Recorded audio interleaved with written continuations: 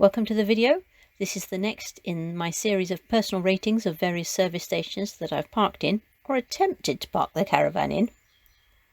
As a solo parent caravan, these things are incredibly important to our health and welfare on the road, and so I want to celebrate the good and to highlight the ones to avoid, the ones that I wouldn't want to give my custom to again. So here we go. Apologies, I didn't actually manage to film coming off the motorway itself as there was something odd going on with the GoPro. So here's just an overhead shot so you can get your bearings of the turns that we're talking about. Basically the services are off of junction 28 of the M5 itself. So this is the general turn for Cullompton anyway, and then you turn at the specific roundabout into the services themselves. So HGV fuel only is signed off on the first left turn with caravans written in very small writing underneath on the right hand side and a bigger sign on the left hand side as well. And you turn hard left into here and then you have to turn hard left again. So you've basically done a full 180-degree turn whilst going downhill off the roundabout. All the while that's going on, I suggest you pray that the parking is actually quiet because it's a dead-end car park with not a huge amount of turning space. So if it is full and there's no room to turn around, then it could get rather interesting. Hopefully you'll have clocked that though after the first left-hand turn. So at least if you've done that first left-hand turn and then you can see what's going on in the car park, it does give you the opportunity to carry on round to the right of the main road.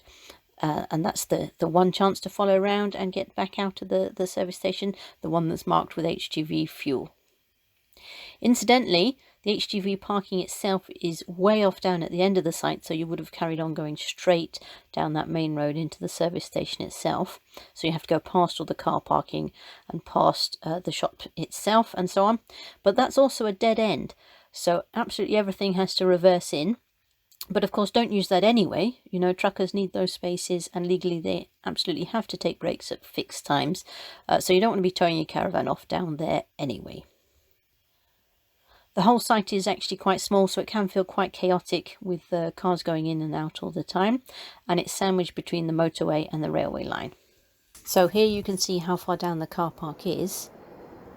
And so depending on how high your car is, you may or may not be able to see over these railings and get an idea of whether there is actually space in the car park for you on your way down. So take it really steady on that first left-hand turn before you're actually committed to coming into the car park itself, and then you can see if there is space.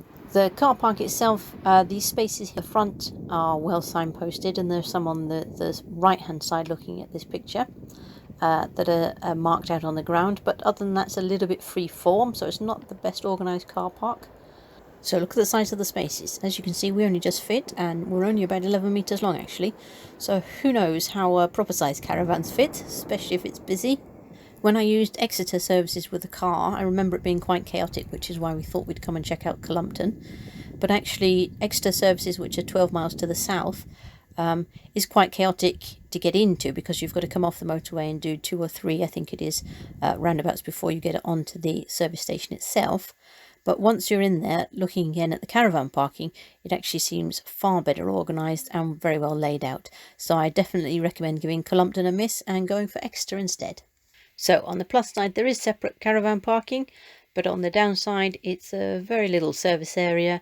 It's quite a long walk actually from the caravan parking to the shop itself. So I think another one not to recommend on our list. Thanks so much for watching. Your support really means a huge amount to me. So if this video was helpful, please do give it a thumbs up and also consider subscribing. But from me for today, bye for now.